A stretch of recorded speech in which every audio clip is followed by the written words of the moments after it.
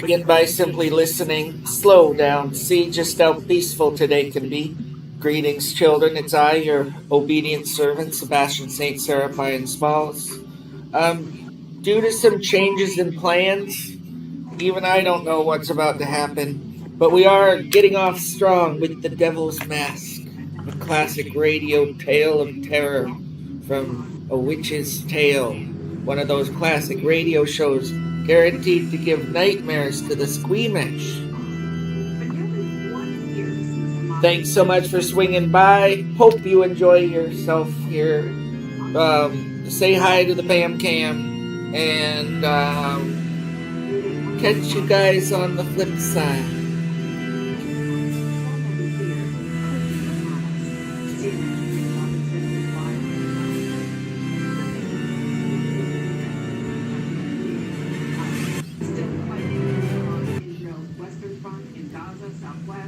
See it in the northern front in Lebanon, Hamas, and Hezbollah, and of course the big question is whether the country that what the heck? I'm so disorganized. is going to be even more aggressive in what Israel is going to do.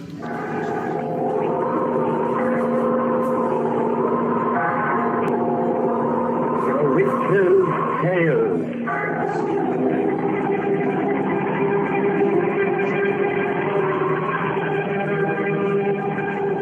Fascination of the eerie, weird, blood-chilling tales told by old Nancy, the witch of Salem, and Satan, her wise black cat.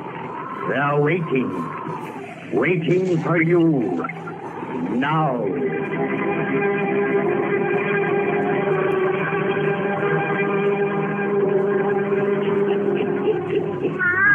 Hear that chanting on them savage drums? Then begins our story of the Devil Mask. The Devil Mask!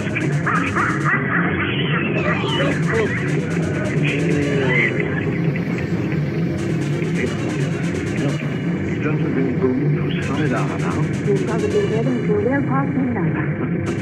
Our wages have done the Johnnies and have 18 good tomorrow. The singers won't be able to speak above a whisper. On the contrary, they'll all feel wonderfully replaced. Rather a nice compliment they're paying you and Alec, as they're chanting their drumming. Yes. Gadeo, the witch doctor's son, told me all about it. It is funny pidgin English. I had already told you. Oh, you simply said they were holding a religious ceremony to pray that you and Alec have a safe journey back to civilization. Gadeo's version was far more dramatic. He said this jamboree was to propitiate the devil, so they wouldn't harm him. That's why Monroe, his father, came here to the bungalow a while ago and muttered magic words about each piece of our baggage to drive away the devil. Well, that mask he had on certainly ought to frighten them away. It's a sacred devil mask, worn especially for this sort of ritual. A rum-looking object. Yes. Instead of taking measures to protect us, they think they're doing, they should pray to all their gods that we never leave the jungle alive. Oh, why, Phyllis? They owe you gratitude. Gadeo tells me that. Oh, I've tried to treat them decently. You mean with Alec? No, he's treated them well too, except when he's been drinking. Hey, Alex, awake. Phyllis, where the devil are you? I'm coming, Alex. Oh, you're outside. Stay right now, I'll come to you. Well, you and Lieutenant Lawrence being romantic in the moonlight? We've been talking, Alex, and listening to the chanting. It was that blasted noise woke me up. Where's my whip? I'll soon make that beggar stop. No, you can't interfere with them. Alex, that ceremony is for us. Huh? Oh, yeah. So you told me. Oh, Monfort is driving devils out of the way, so I'll get to England safely. Nice of him after all the kicks I've landed on where he should wear pants. He's got a first-class Christian spirit. Don't you think so, Howard? Yes. He finds it easier to turn good for evil than I ever shall. Oh, I wouldn't say that.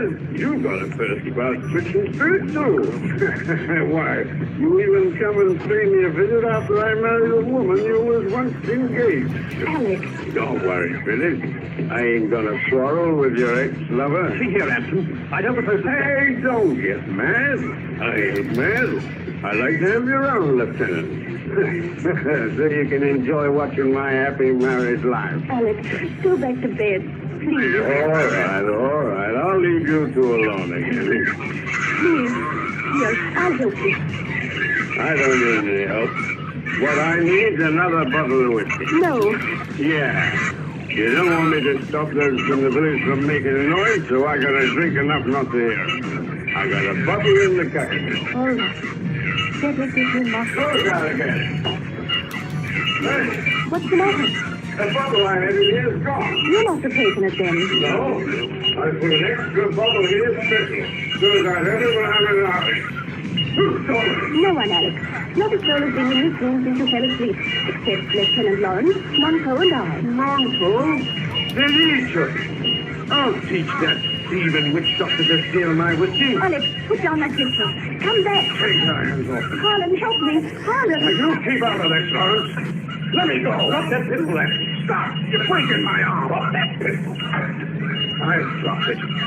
Take your hands off. Get the gun, Phyllis. I have it. Leave him to the head. He doesn't know what he's doing. Oh, yes, I do. I'm going to kill that thief, Mongrel. He's not a thief. He was never near that cupboard. He only came into the house to perform his magic on our luggage. To do us a favor, if you think. That rotten blacker has my whiskey. Mongrel stole my whiskey. We'd better go away and we'll go back to sleep. Yes, falling asleep now. All right. Children, blacker. Here, you keep his pistol. I don't want to get out of handy if he wakes up again. He's liable to do anything. God, I think you're married to that swine. To think you love him. Harlan, I'm going to tell you the truth. Truth. About Alex. What do you mean? Go outside again. Please open the door. Certainly. When I said I married Alex because I loved him, I lied. I need to go on lying. But after all, I will read the truth. Why? You know that my father died of fever 6 months after we arrived here. Yes. That was when my letters to you stopped. The day before he died, a missionary came here. Written a coat on his way to the interior. Father knew that he had but a few hours to live. And when the missionary left, I remained with Alex. He's the only other man in 50 miles of jungle. Alex had often tried to make love to me. He's drinking heavily then. Well, he suggested to Father that if he didn't have the missionary marry us, I believe you will understand. Please. Nothing we can say or do will change it. We can change the future. But we will. Oh, my God. You still love you.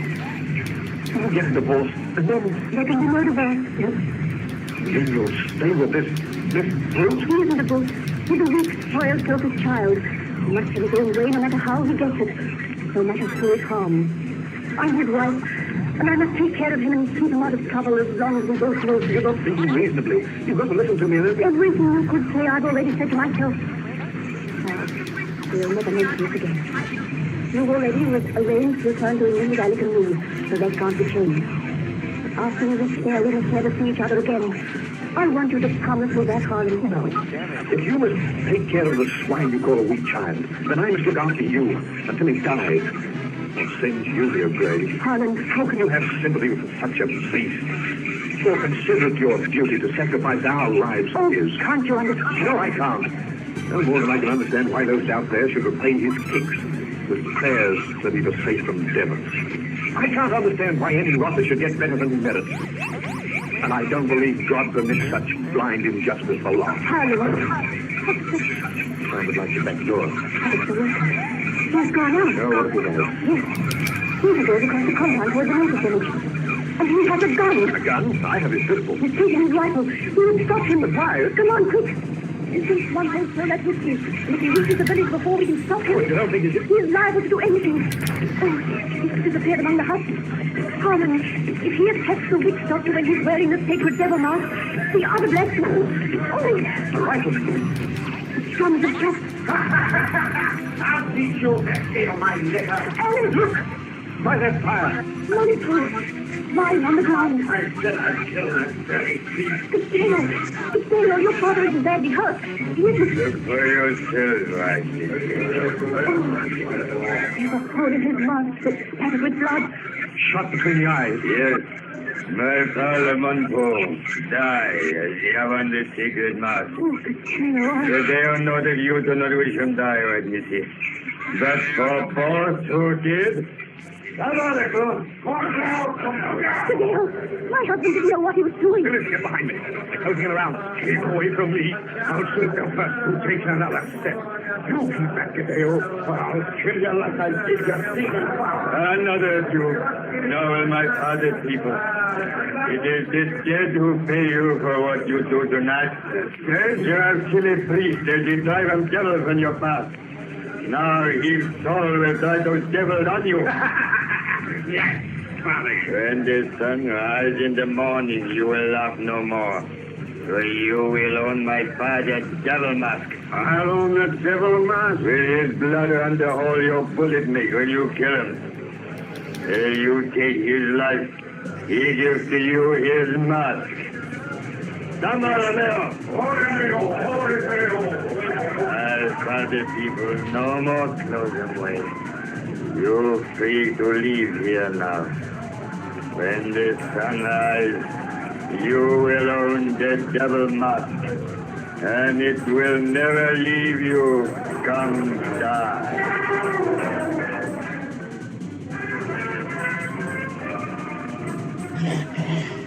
Phyllis, it's nearly morning. Won't you lie down now and get a little rest? Don't ask me again. You know I can't. In a few hours, we'll be starting through the jungle for the coast. You can't stand the trip without rest. Here I can watch that village. Oh, if they meant to attack this bungalow, they'd have done it hours ago. I'm convinced that Gadeo wasn't attempting any trick. It really means to leave his vengeance to the dead. His people believe the dead have much more power than the living. But I still can't understand the things he said about that devil mask. Some other savage superstition, I suppose. I've been in Africa too long to despise what whites call Okay, I just want to leave you a message. But you don't think that dead man's mask is going to harm him, do you? I don't know. Gadeo said Alec would own the mask by sunrise. Since we left the village, those drums have never ceased. They're making magic there. If the mask or anything else gets into this bungalow, it'll have to come by magic. Every door and window in the place is locked but this one, and we've sat behind a screen all night. I'm sorry, I can't believe anything will pay that robber his just desert. He's even safe here from the law. Looks as though I was wrong last night. I told you God wouldn't long permit injustice. Alex! They must be having a nightmare. Come with me, quick! Look at this. That thing that's grinning at me. A devil mask! How did it get here? Look out of that window, Harlan. No. Sun's right.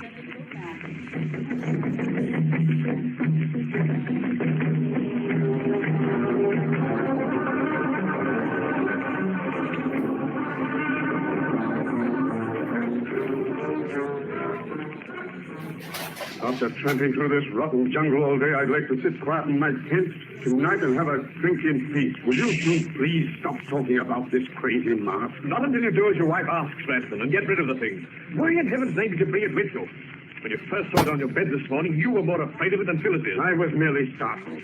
When I saw how frightened you two were, I made up my mind to keep it and prove what fools you are. There's no use arguing with him further, Harlan. It only makes him more stubborn. I'm stubborn because I won't give in to savage superstition. And I let Gadeo and the rest know they weren't going to scare me with their mumbo jumbo. You heard me when they all came sneaking around to watch us leave. I thanked them for their funny devil mask and said I'd keep it to remember them by. Yes. And Gadeo repeated that you'll keep it until the day you die. Then I'll have it for a long while, and it won't hurt me in the meantime. I wouldn't be too sure of that. It wasn't presented to you as a love token, and it came to you somehow through locked doors and solid walls. So you and Phyllis say. Because we know. Don't think for a minute I care what happens to you. Heavy But your wife's terrified of that mask. The least you can do is to humor her fears. If you must know I'm keeping it, because I like to see you bothered. I guess that leaves nothing more to be said, Phyllis. I hope not. Then I can have a quiet drink.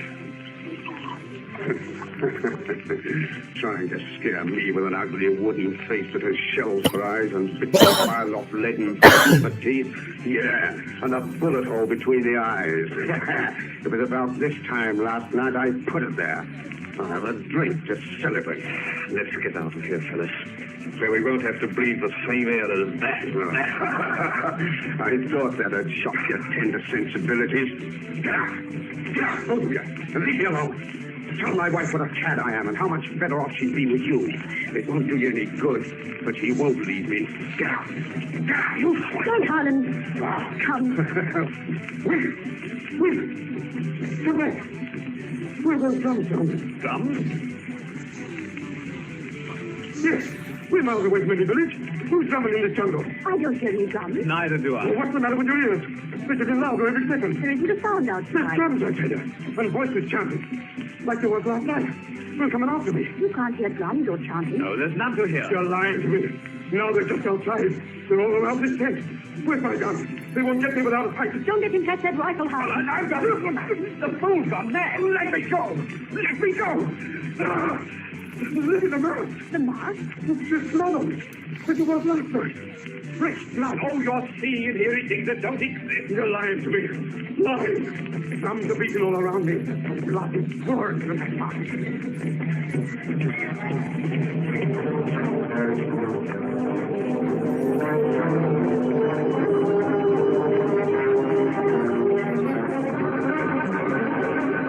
Controlling this.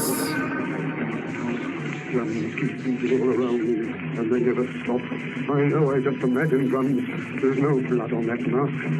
But I see blood, and I hear drums. That little mask keeps pointing at me.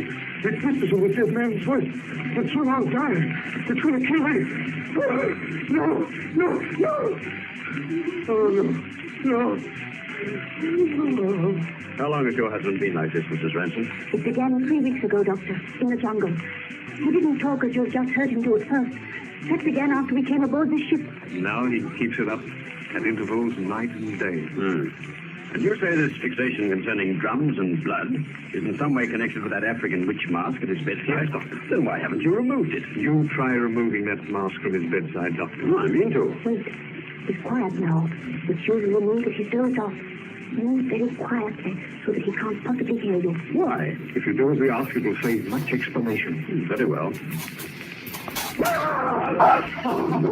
No, don't touch that mask. Bring it back. If you take it away, well, I can't see it grinning. I won't know what it's planning. I won't know when it's going to kill me. Here's your mask, man.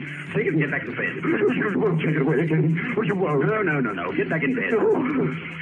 You see why we haven't removed the mask, Doctor. How did he know? I kept eyes were tightly closed. I didn't make a sound. He just knows, Doctor. That's it. Drums keep beating around me. The drums. He's beginning again. That mask must be removed without his of my quarters in case of what sort of a case this was. I prepared this hypodermic in advance. Now you hold him tightly, Lieutenant, while I jab the needle in his arm. Let me go. What are you going to do with me? Oh, my arm. Quiet, man, quiet. Oh, God, you're going to make me sleep while you take away the mask. Don't do it. If you do, I'll die. No, please, no. I gave him a double dose. It's hitting him quick. No. The drums are Now, take that ugly witch mask and throw it through the porthole. There. It isn't clean. We should sleep for 48 hours and wake up cured. Harlan, the mask has sculpted out the surface. It seems to be screaming at us. FELIX! The ship should be leaving it behind. But it seems to be traveling along it outside. As though it was following. You don't think... The tale said Alec would own it until the day he died.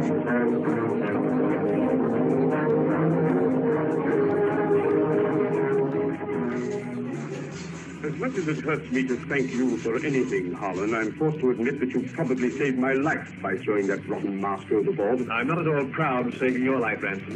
Too bad I didn't go crazy or blow out my brains when those drums were throbbing in my head all day and night. Then you'd have won my wife, perhaps. Suppose we don't discuss it. I've called at your hotel tonight to bid Phyllis goodbye. May I see her now? Did you say goodbye? She made me promise that after we reached England, I'd never see her again. Now, she docked this morning and you rushed her away. I'm keeping my promise after tonight. Well, that's simply fine. She'll be here in a moment. Not even inside. Knowing I won't see you anymore adds extra delight to being home again. Oh, England. After 3 years in the bush, first-class whiskey instead of African trade slush, and feast your eyes on that roaring fire in the grate, no open fireplaces in Tanganyika. And here there are no savage superstitions that a clever chap like you can use to drive another mad. What do you mean? I've got that masked business figured out.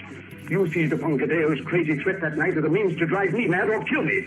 You brought the mask into the house and put it at my bedside. It was your constant suggestion that made me hear those drums and see that blood. You're talking like a lunatic. Oh, no. I'm talking like a sane man now because I'm safe in sober England, where nothing in the world can frighten me. My wife can get along without your goodbye, Lieutenant. You're getting out of here now. No, I'm not. Get out, I say. Get out. Alex! Phyllis here, just in time, my dear, to see your lover leave here. I'm putting him out. No. You can't put this pistol, can. You're looking at my wife for the last time until the day I die. And that will be for a long, long time. Now, there's the door. Get out. You have me at a disadvantage. Goodbye, Phyllis. That's enough. Get out. Drums. Drums. What? I hear drums again. Drums coming closer. Drums in England. No. No, the mask is gone. At the bottom of the sea. The mask can't find me here. What's that? Who's at that door? Oh, look at the misdirection, sir. Well, what? Who are you? Oh, it's your room steward on the ship, sir. Oh, I think the lady there recognised me. Yes, but why? What do you want me for? Oh, country sensitive property of yours. What was fished up from the dock this afternoon.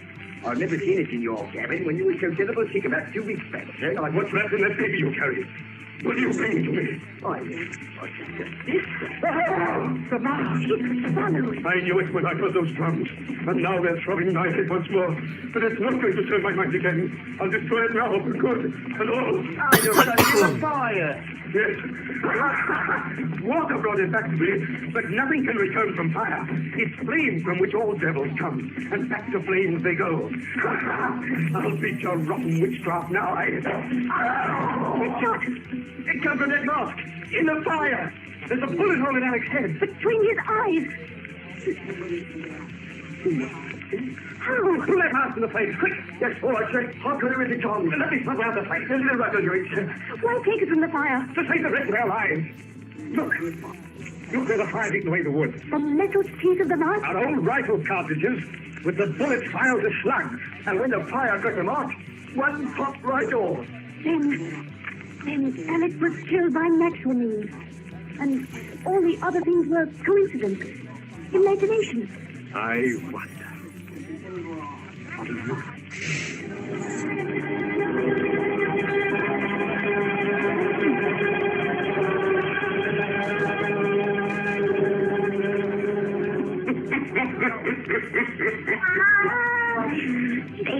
What do you think? Yes, you're right about that.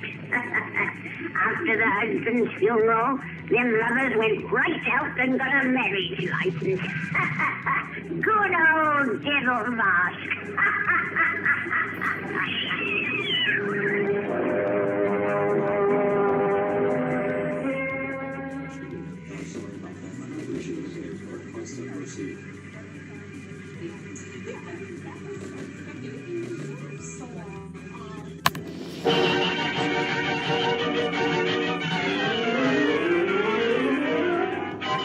We bring you The Witch's Tale, written and produced by Alonzo Dean Cole.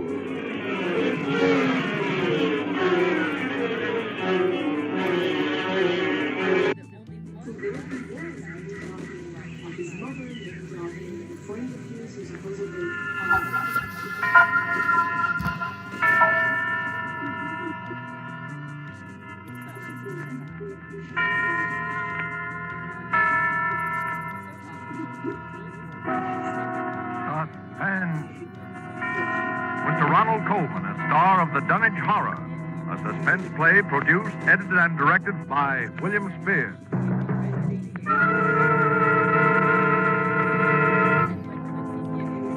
Come in, Dunwich, Massachusetts.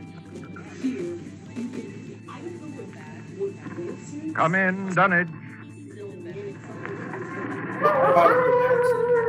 Good evening. This is Henry Armitage. I'm speaking to you... Dr. Rice, please close the window. I'm speaking to you from my laboratory on the slopes of Sentinel Hill near Dunwich, Massachusetts. Present with me is Dr. Warren Rice, my distinguished colleague from Miskatonic University. We are now about 100 yards from the summit of the hill, which is crowned by a huge table-like stone set in the center of a circle of stone pillars, a place of prehistoric worship. A moment ago, you may have heard the dogs of Dunwich Township barking, as we have heard them for 3 days and 3 nights. Dr. Rice and I know the horror which their barking portends, but the purpose of this broadcast is to make this unbelievable horror believable to you. I hope for your sakes and ours, we are successful tonight. It is the eve of All Hallows. Tomorrow will be too late.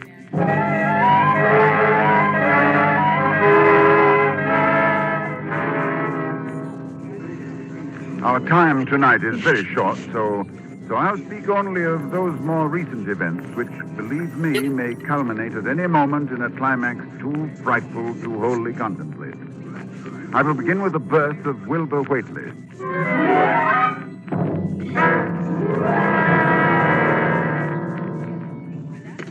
It was the night of February the 2nd, 1921, Candlemas. Toward dawn, when Lavinia Whately, a deformed albino woman about 35 years old, gave birth to her dark, goatish-looking son in the crumbling Whately farmhouse northeast of the village. No one attended her. No doctor or midwife. No one was with her, except her aged, half-insane father, who was known as Wizard Whately. So Wilbur came into this world under heaven knows what incantations, what appeals to what power. A week later, Wizard Whately drove his sleigh into Dunwich village and reported the event to a group of loungers in Osborne's general store. Hey, your grandson got yellow hair like Lavinia, Wizard? No, takes after his father more. Dark. You never spoke of who his father might be now, did you? Oh, you know his father when the time comes. Oh, Lavinia's read and seen some things the most of you only talk about. Calculate her husband's as good as you can find this side of Aylesbury. Well, we don't be nosy, Wizard. Maybe it wanted no church that none of you heard of. But you wouldn't ask no better church wedding than Lavinia's. Well, I didn't hear tell of no wedding, Wizard. When was that? Not a wedding you'd hear of, Corey. Not a husband you'd hear of, neither. But let me tell you something. Someday you folks will hear a child of Lavinia's calling its father's name on top of Sentinel Hill.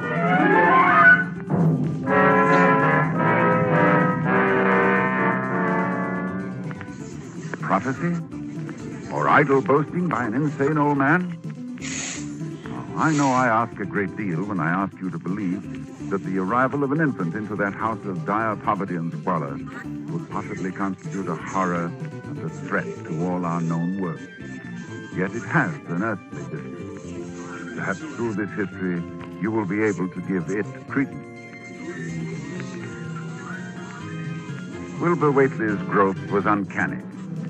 But even if he had been an average child, he would have become, in time, an unnatural being, for he was surrounded from the first by the most malign influences. There was his grandfather, old Whately, Wizard Whately, who each Halloween climbed Sentinel Hill to the great circle of stone, and while the hills shook, stood holding a great book open on his arms and shrieked into the wind. Shrieked.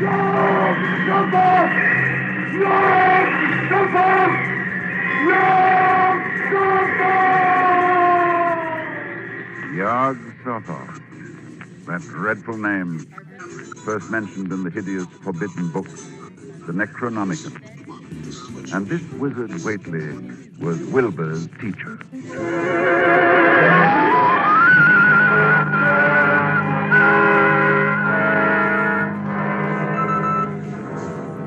The villagers began to notice curious things that were going on at the Waitley farmhouse. Soon after Wilbur was born, old Waitley began to remodel the house. The abandoned upper story was restored, and all the windows were tightly boarded up. And then, Wizard began to buy cattle in large numbers, both horses and cows. Yet the livestock on the farm didn't seem to increase. Young Lem Brown was one day curious enough to creep close to the house to count the Waitley herd. Dr. Armitage, there weren't more than 12 cows, and them sick. Looked like they had the blight and funny wounds on them, like cuts. I heard something, too, in the top part of Wizard's house. Something like water slapping inside, only big like a sea.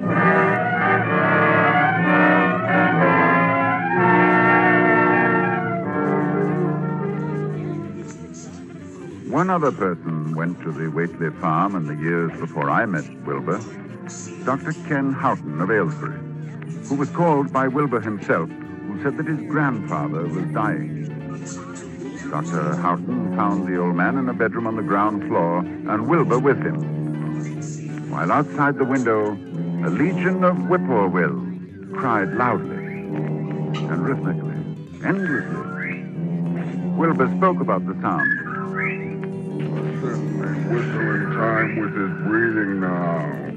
They're ready. Listen, Doctor.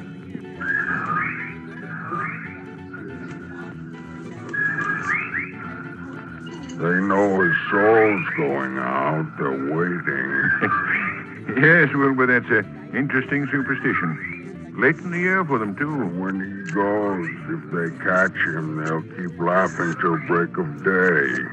If they don't catch him, they'll quiet down. You mean you believe that... Now, just a minute. I think he's conscious. Yes, the birds changed when his breathing changed. Like Willie, I say. Willie! I'm here. More space, Willie. Remember, more space soon. Yes, I'll build it. You grows, but that grows faster. It'll be ready to serve you soon, Willie. I know. But remember, when it's time, you open up the gates to Yog Sothoth with the long chant, the one on page 751 of the book. But mind you, feed it enough, because if it gets out before you opens to Yog Sothoth, it's all over. It's no use. He's going now. He's dead, Wilbur. Listen.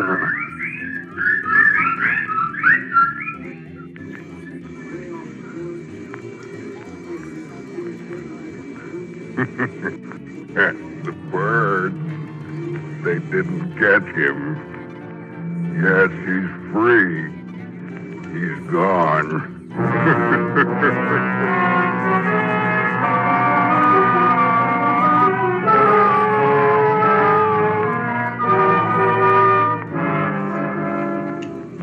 It was the winter following Wizard Waitley's death that I first met Wilbur.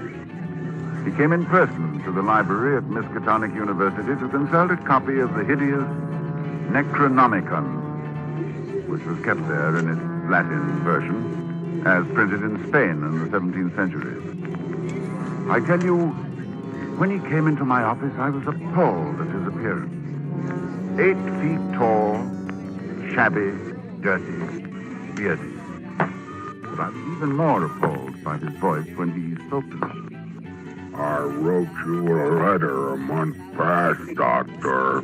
I wanted a loan of the book. Well, that's a book that's never loaned from this library. I doubt if it is from any library. Well, I have to see it then.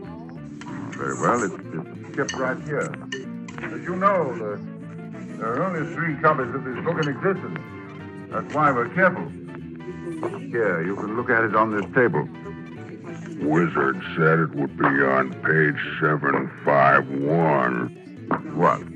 What is it you're looking for? The formula, the long chant, the one that opens the gate to Yog Sothoth.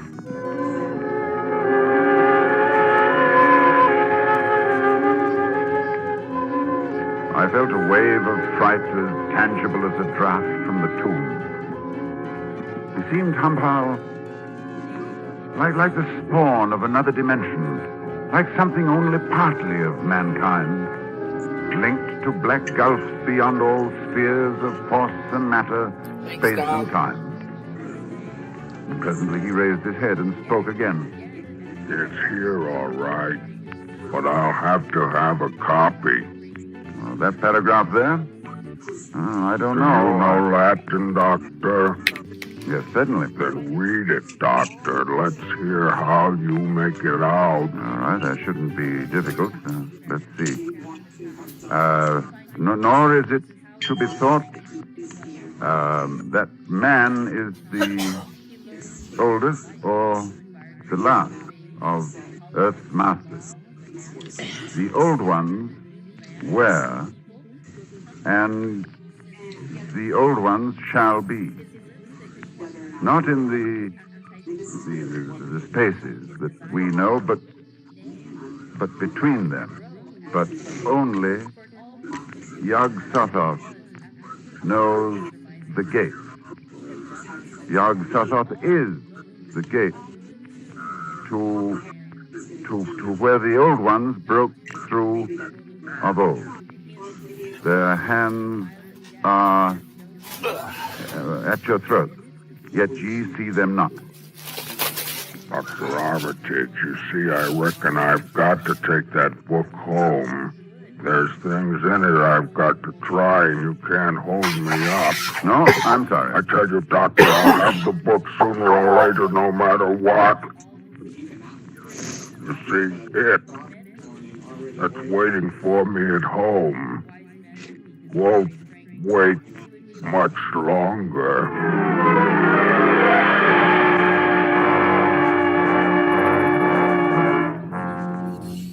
It was a week later that I was awakened suddenly by the fierce yelping of the great watchguard on the campus, followed by a sound from a wholly different throat, a scream. And I knew instantly that Wilbur had come back for the Necronomicon. I hastened into my clothes and rushed across to the library where a crowd had gathered before the smashed window of my office. Inside there was a fearful groaning and growling, and some instinct warned me that what was taking place there was not for unfortified eyes to see. I brushed back the crowd, motioning only to Professor Rice to come in with me. When we opened the study door, Professor Rice screamed. No, Dr. Armitage, no, I can't. Come, close the door. We can't let them see. He's alive. Lord, what a job that dog's done. Torn him to bits. Sound that moaning. You suppose we ought to call a doctor? A doctor?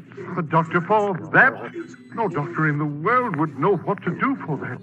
Look, Armitage, it's not human, nor animal. Where did it come from?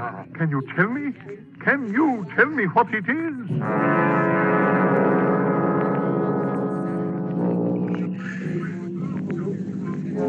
No, I couldn't tell what Wilbur Whately was. The thing that lay half bent on its side in a pool of greenish-yellow stickiness was 9 feet tall. And the dogs had torn off all the clothing and some of the skins. It was partly human, beyond a doubt, with very man-like hands and head, but the torso and lower parts of the body were fabulous. Its chest had the leathery hide of a crocodile or alligator. But below the waistline, the skin was covered with coarse black fur. And from the abdomen, long greenish-gray tentacles. The limbs terminated in ridgy-veined pads that were neither hooves nor claws. And as Dr. Rice and I stood staring at this presence, the whippoorwills began to cry in unison outside the study window. And then the thing on the floor roused and mumbled.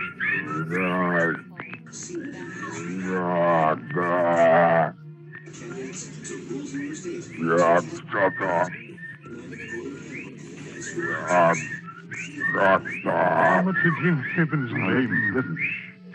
The whippoor will. Listen. Dead now. Look, Christ. Look what's happening. He's disintegrating. Cold. Fast, too. Fading away. He isn't made of matter as we know it on Earth. I guess he took after his father. So there'll be nothing left. His father? What was his fault? I daren't think.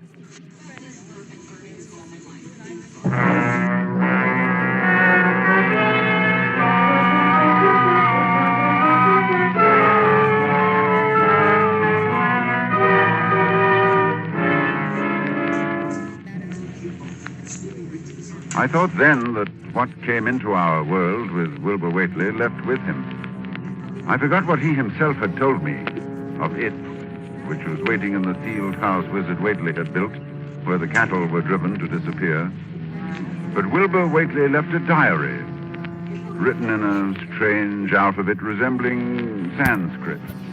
And I worked off and on for weeks to decipher it. And finally, I read the following passage written by Wilbur when he was no more than 8 years old. That upstairs is more ahead of me than I had thought it would be, and is not like to have much earth brain. I can see it a little when I make the sign or blow the powder of Ibengatse at it. And it is like them I see Halloween on the hill. I wonder how I shall look when the earth is cleared and there are no earth beings. Maybe like that upstairs looks, which has no body, even fed with all the blood. Toward morning, in a cold sweat of terror, I called Dr. Rice to my house and told him we had to destroy what's in that farmhouse. Why can't we just leave the thing locked up there? The house is boarded tight. Yes, but you think boards will hold it? Don't you realize, man, it hasn't been fed? It hasn't had blood since the 18th of September, when Wilbur Whately came here to die.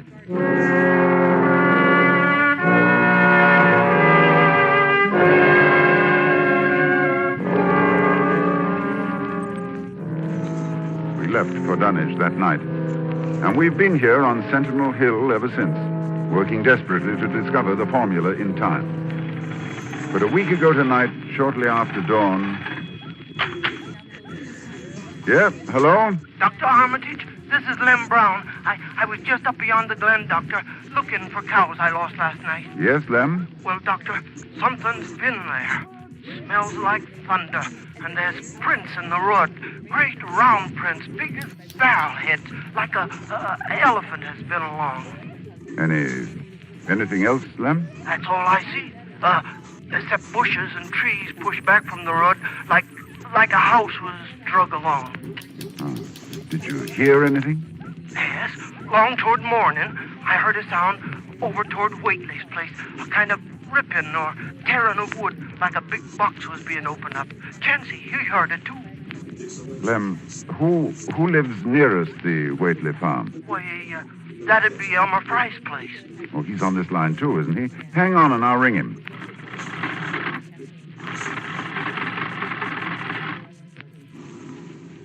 Yes, Dr. Armitage, this is Central. I'm trying to get Elmer Fry, Central. Doctor, he must be out somewheres, and his whole family. I was ringing there an hour ago. Earl Sawyer saw Elmer's cows stampeding in Cold Spring Glen. Oh, you didn't get him. All right.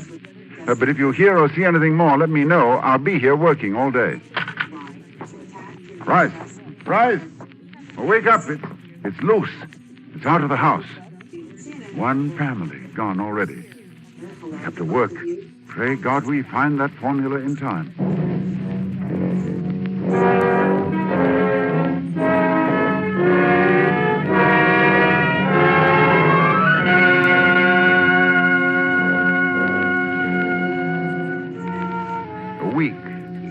broke loose. A week of terror and panic here in Dunwich Township. Each night it moves about the countryside, leaving the trees crushed in a 30-foot swathe, as though by a moving mountain, leaving its monstrous tracks on a trail of tarry stickiness, leaving crushed and gutted farmhouses and whole herds of cattle drained of blood. Well, ladies and gentlemen, that is the story to this moment. And tonight is Halloween. Tonight we are here to...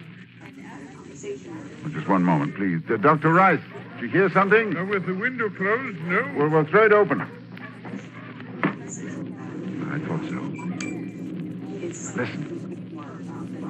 A sound from 1,000 bending trees. A sound like the sea moving across a forest. Yes.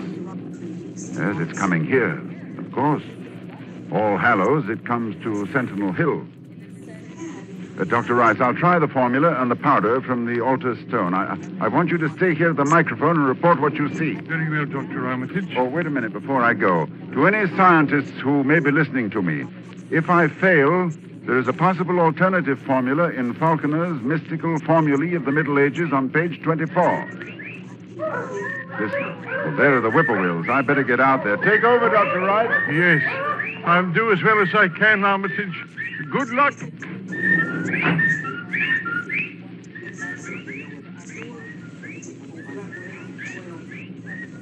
Ladies and gentlemen, Dr. Armitage is climbing to the top of the hill, to the altar stone. I can see him plainly, for the moon is high and the night clear.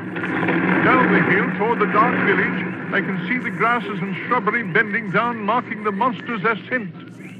It moves quite fast, and I feel a proximity to phases of being utterly forbidden. Now, Dr. Armitage stands now on the altar stone and is holding the powder which, if the books are correct, will make this thing for an instant visible. It is quite close to him now, perhaps 20 yards or less. He lifts his hands, he flings the powder in a wide arc. I can see... Oh, no! No!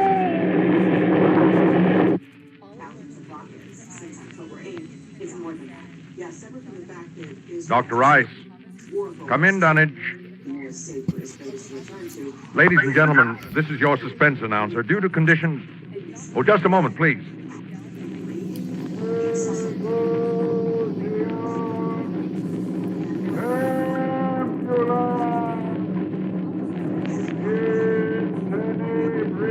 One moment, please. Dr. Rice, can you hear me? Yes, I can hear you. Yes, for a moment I was overcome when I saw... Ladies and gentlemen, perhaps you can hear now the incantation of Dr. Armitage. Listen.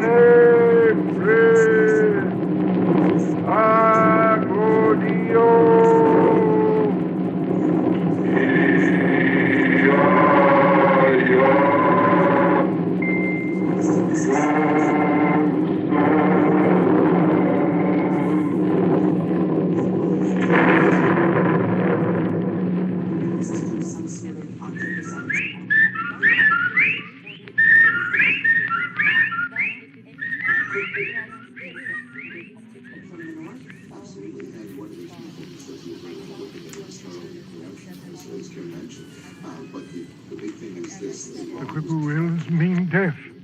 And Dr. Armitage is walking back here now. So we know that whatever it was, it is gone. It is dead. We can be thankful indeed. You see, I saw Dr. Armitage. Yes. Did you see it, Dr. Rice? I saw it, Lord, yes. What did it look like to you? It looked here. Like something made of squirming ropes, but bigger than a barn and shaped, well, like an egg, and dozens of legs, like barrels that half closed when it stepped, and nothing solid about it, and at least 15 or 20 mouths or trunks opening and closing, but what was it? Oh, a kind of force. The kind of force that doesn't belong in our part of space. Did you notice the half face on top? Half face, like a human face. Yes, very large. But yes, quite human. And quite like Wilbur's, like all the Whateleys. Then it was... That's right. It was Wilbur's twin brother. And you saw what 3 weeks' growth had done. And it was the child of Lavinia's who called its father's name on Sentinel Hill, as Wizard Whately prophesied. You heard it calling, Yog Sotho. Ladies and gentlemen, this night is over. It is All Saints' Day. May heaven bless us all.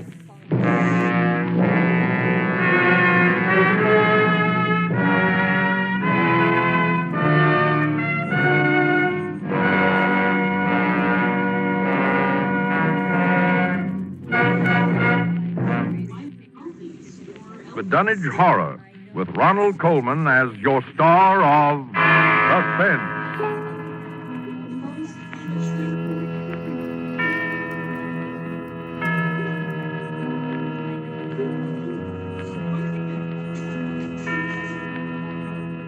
This is the Armed Forces Radio Service.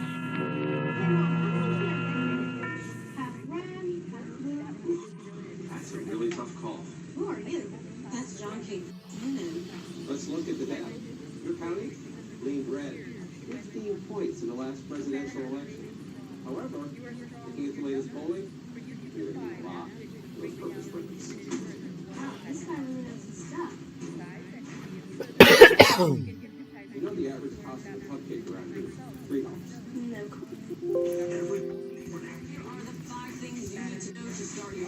Stream CNN's 5 Days with cable. News you need. Sure. 5 minutes or less. The battle for democracy. And the stories you'll want to share.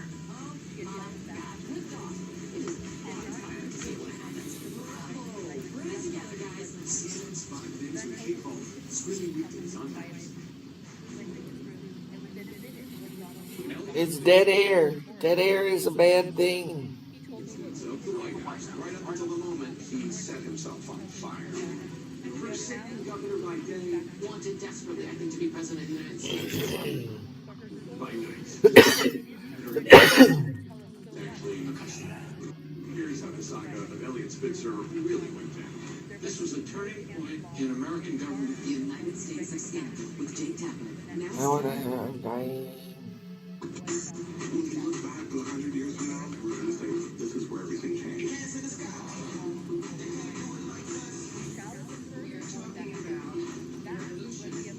Music could make a difference. The world definitely changed.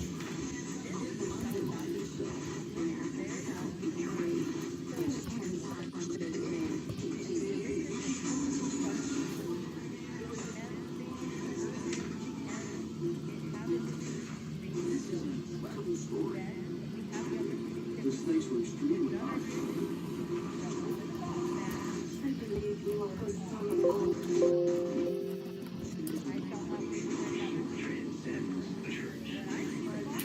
What happened to Alligator?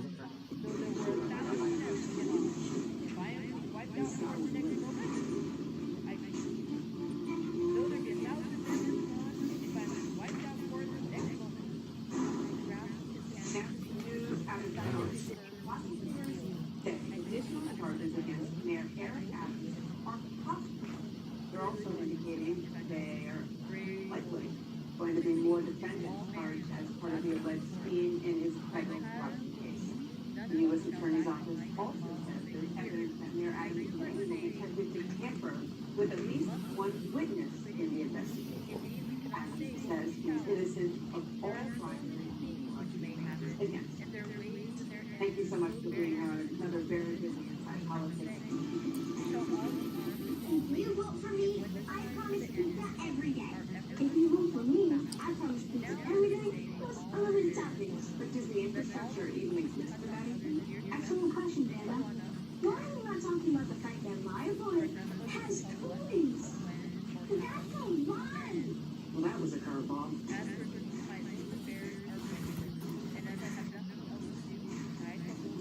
Next up, Beacon's proposal for unlimited recess. The assignment with Body Coalition. Listen to every week in your podcasts. Counters, events, fires, and more? Now watch.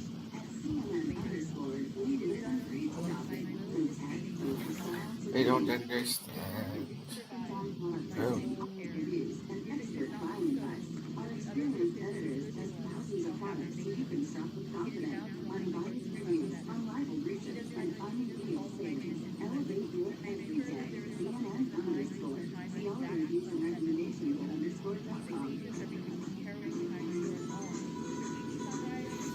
I thought they said something about alligator. Where's the alligator?